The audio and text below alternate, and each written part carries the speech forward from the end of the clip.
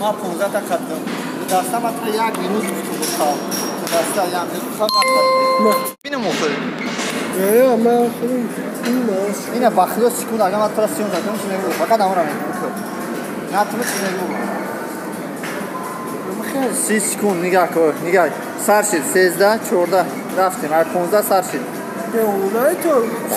مینوت مینوت اگر 30 سکون خواستم 1 مینوت 30 سکون بچم 30 سکون بقا بخدا هم تلفن ما ایت نوکیا S5 ایت یک او اینا ایسول به سرش میگم سرش 34 سکون وایلو ما 16 که 8 ها 30 سکون ده تاگه 1 مینوت میشه شد 1 2 3 سر کردیم 1 2 اگر 1 مینوت بخواب پایین 1 مینوت سر که با کامera میمونم نشون میتونم در کجا تست دارم میشه با قسم خوردیم با خدا گفتم 1 مینوت قبل میتونم با خدا 1 مینوت بقا میتونم نه تو دروغ میگی با خدا گفتم آره بچه تلفن اس نمی نوکیا 5 ایت بخا اولش نو کردم خوش باد آخه مینوت هم بینو مینوت تمام ساعت نمیشه آخه باید ما مردکی ببینن که مردک تلفن داده ها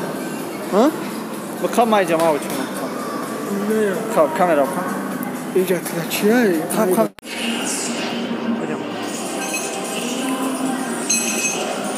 نه نه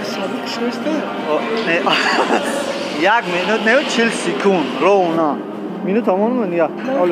نه راستا باز من میگم سر که تا 20 1 2 3 4 5 چی با؟ خب باید دست بخواب؟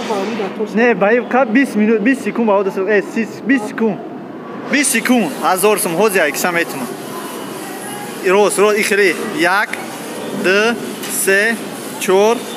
5 6 7 ای بچه